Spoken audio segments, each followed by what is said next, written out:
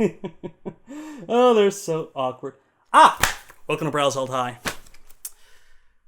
Girls. Just girls. They're not golden girls, they're not gossip girls, not new girls, or that girls, or broke girls, or power...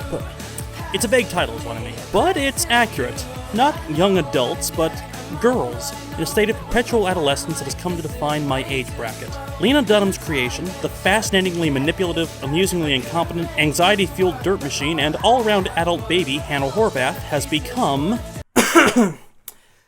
the voice of her generation. I think that I may be the voice of my generation.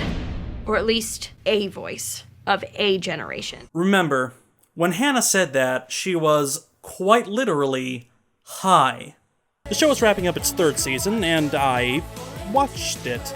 And Dunham, I can't think of any other writer so versatile in the creation of convincing sociopaths in my life. It is an utterly beautiful menagerie of the various species and subspecies of loathsome people. Loathsome, but mostly because they're so familiar. Lena Dunham is famous now, but before making it big on TV, she made a little dry run for girls in a feature film. Tiny Furniture is Dunham's second feature. Released in 2010 after making a big splash on South by Southwest, is about Aura, a recent college graduate who comes home to live with her mother, an artist working on a photography project involving, well, tiny furniture. While in this new place of comfort, Aura tries getting a job and a life, and that's it. It's basically The Graduate, but without Mrs. Robinson. Movie magic! I'm not exaggerating when I say it's a girl's dry run. It's set in New York. I know it's hard to imagine leaving Tribeca. It's very convenient. It has some series regulars, including Alex Karpovsky as yet another adult loser hanging out with kids half a decade his junior. I went to an ATM around the corner just now, and the machine told me to go fuck myself. Jemima Kirk is playing yet another despicable, drug-addled, animate pile of broken glass. I'm gonna smoke. I'm gonna smoke pot. There's a musical score that sounds like an ad for brand name medicine. The dialogue seems suspiciously tailored to a yoga-practicing demographic. You were not gonna marry him. He's like a little speck of granola on a bowl of homemade yogurt. The main character's immaturity is constantly mocked. I just got off a plane for Ohio. I'm in a postgraduate delirium. I just quit my job. It was really boring and shitty, and I have a college degree, so I didn't really see any reason to continue with that. And I'm a young person who is trying very hard. Wah! And of course, frequent, awkward nudity. I got the results of the test back. I definitely have HPV. And tetanus. Dunham's biggest strength is, of course, her distinct voice. How much of herself goes into her writing. Like, to a ridiculous degree. Dunham went to Oberlin College in Ohio, her mother is a respected artist, her younger sister is a published poet, and, well... How's college in Ontario? Ohio. I was in college in Ohio. Or maybe something more early, Yoko Ono. No way. Yartwell's my mom's racket. Biggest high school award in poetry in the United States. Well, I studied film theory, which I guess I liked. And then this past summer, I was an assistant to a documentary film professor. Also, my name is Lena! It feels like the only advice Dunham ever took to heart was, write what you know. Of course, it's not unprecedented. And it's not terrible company to be in. I mean, Woody Allen made a whole career out of autobiography. Wait, that is terrible company to be in. Anyway, what's interesting about the film is Dunham's proximity to her own life. The closest thing to a plot is Dunham's relationship with her mother. Again, here played by her actual mother. She finds a diary written when her mother was her age and discovers that, gasp, her mother went through the same struggles that she's going through now. I found my mom's journals from when she was our age. They're unbelievable. I'm reading them illegally. And she also had a hippie boyfriend who had to go find his destiny. Listen to this. And so this way she finds out that her mother also had moochers who stayed over too long and awful friends with drug problems and skeezy men with ironic robber baron handlebar mustaches. Okay, it's not that specific, but it does parallel her own struggles. All of this makes it a little too easy to think that Dunham the person is the same as Dunham the character. And from everything I can glean, she's really not. She's not aimless. If she was, she wouldn't have a successful show. She's not arrogant, or else she wouldn't be so quick to apologize after social media gaffes. And she's not childish. If anything, her maturity is what allows her to recognize childishness and exploit it for comedy. That's always been her MO. She recognizes immaturity and then mocks it. I am fully ready to blame Lena Dunham for how the old generations see my generation. Because here's the thing. She's not the voice of this generation. She's the voice of people who hate this generation. People in my age bracket supposedly treat adulthood like it's some state of Tao that can only be achieved after extensive meditation and the ingestion of the right amount of herbs and antioxidants. And Dunham's characters, here and on her HBO show, treat adulthood with a state of consternation and stubbornness unexploited since the time they were potty trained. I'm a young person. Well, you know what they say. 23 is the new 5. What do you think I should wear on my date tonight? Tube top. Thank you, emotional peer. Interestingly enough, and curious for a new generation of filmmakers, Dunham got her start doing YouTube videos. Ones that actually show up in the movie. It's got all these comments as well. Ahoy, mateys. Whales ahead. What a blubber factory. Put on some pants or a burlap sack. It gave her an early platform, a small audience, and a moderate amount of success. And I saw that your dyslexic stripper video got like 400 hits. 400? Oh, honey. The YouTube background explains the presence of this character, Jed. Jed is one of the few cinematic representations I've seen of a relatively new and undefined archetype. The YouTube celebrity. He has a show on YouTube where he rides this rocking horse and talks to fake enemies. Oh my god, I think I know who that is. It's a Nietzschean cowboy, right? Yeah. He's the same guy as the skeptical gynecologist videos. This character is Alex Karpovsky as, the Nietzschean cowboy. Insanity in individuals is quite rare. But in groups, parties, nations, and epochs, it is the rule. I'm crazier than an epoch, and I'm riding my horse right at you. See, it's highbrow, but it's very witty, I think. It's witty, but it's kind of goofy. He's not painted in the best light. He's a freeloader and judgmental, and worst of all, he uses the word blowies. The thing about her is she was just really she was extremely forthcoming with the blowies. Life lesson. No respectable person uses the word blowies. He's basically an unequivocal loser. Which honestly doesn't surprise me about a guy who goes on the internet in a stupid costume and does uninspired shtick for an audience. Of course, this movie was made in 2010, and the internet was a very different place back then. And internet audiences now are less willing to go for a gimmick of that sort of... Yeehaw! I am the Nietzschean cowboy! Just play along, it's fun. Nietzschean cowboy, what are you doing here? Oh, them Ubermenschen Nita, Brandon. God is dead, and the varmint that killed him is gonna hang high. We got an eternally recurring, Oh, come on, we never do wacky joke side characters. We could do a whole bit, like I become a running gag, and then maybe it turns out I've really been evil this whole time. And then we could do a storyline where you become a better reviewer, and it'll be great. Then I really don't want to do this. It's not my thing, you know? No. But No, we're done. We're done. No. So why the hell am I talking about this movie?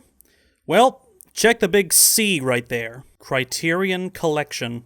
First film out of film school, and she gets a deal with Criterion, that lucky, big, influential writer-director-star. Not that it speaks much to quality or aesthetic properties. I mean, The Blob is in the Criterion Collection. So's Godzilla. So's Armageddon. I might as well do an episode about those. But Criterion is a label, like any other, and what they get the rights to doesn't make any of their recent purchases instant classics or anything. No, the reason I'm talking about Tiny Furniture is because of its tiny place in film history.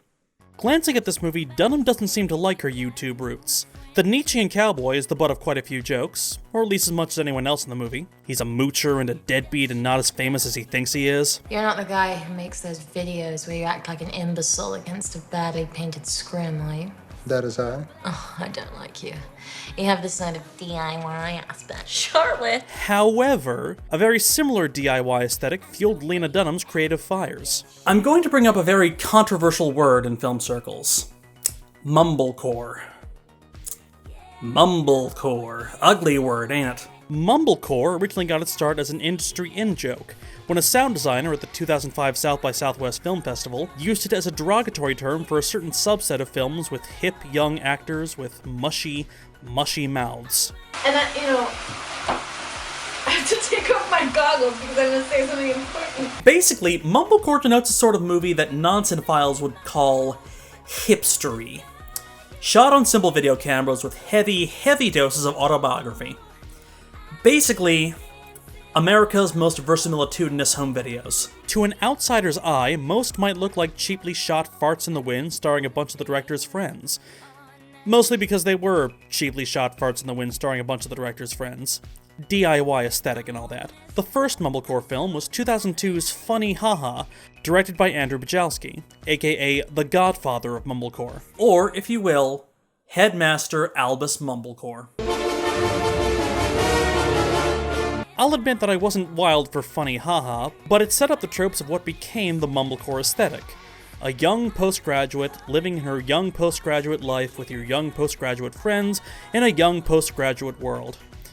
You can see where this is going. Other big names in this poorly titled movement include Joe Swanberg, director of the epitome of Mumblecore, Hannah Takes the Stairs, which helped make an indie starlet out of Greta Gerwig, and the Duplass brothers, directors of, among other things, The Puffy Chair.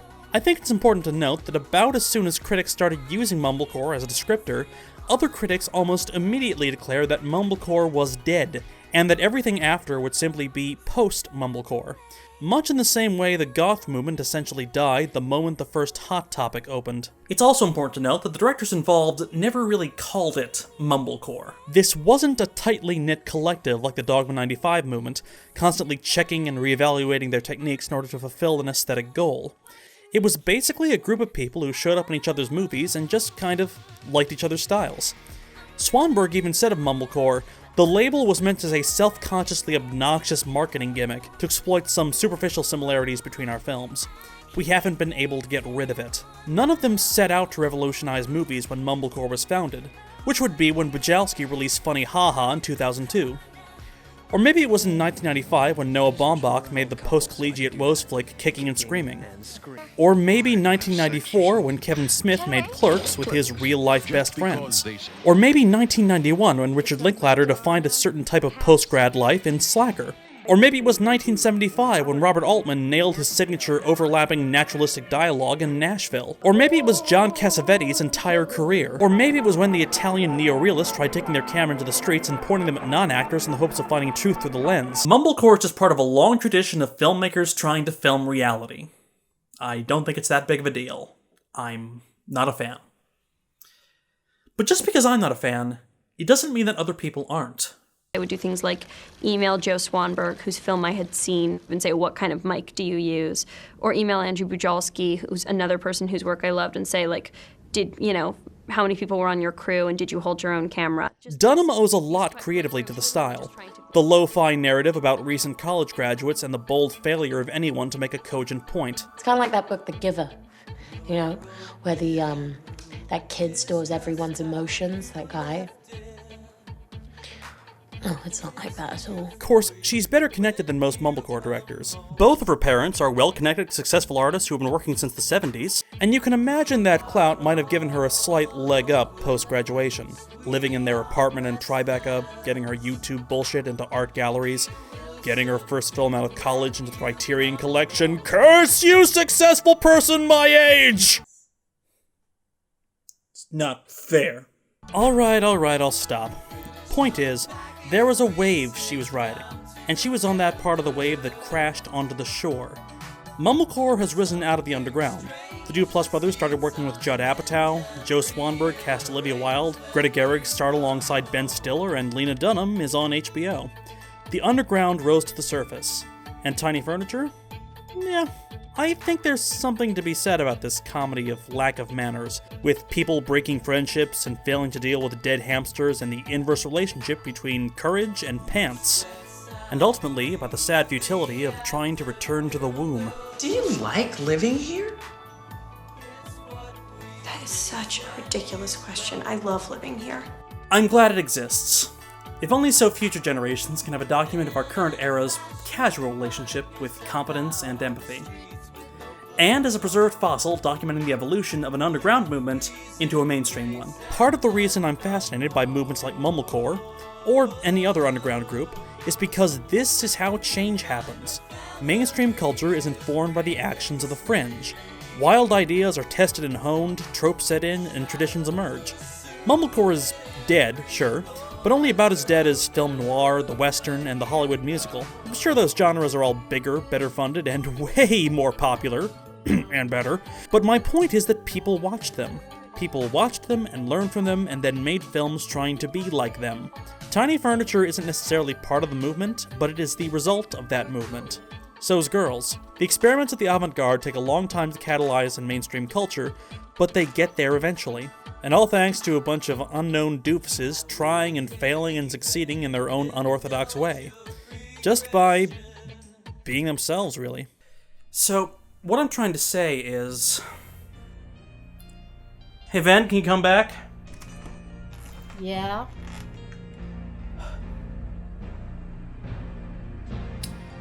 I am the Nietzschean Cowboy. I am the Nietzschean Cowboy! Yes. Yes. We are all the Nietzschean Cowboy. I'm the Nietzschean Cowboy! I am the Nietzschean Cowboy! I'm Malcolm. I'm Spartak. I'm the Nietzschean Cowboy! I am the Nietzschean Cowboy! I am the Nietzschean Cowboy. I am the Nietzschean Cowboy! I am the Nietzschean Cowboy! I am the Nietzschean Cowboy. I am the Nietzschean Cowboy! I'm the Nietzschean Cowboy!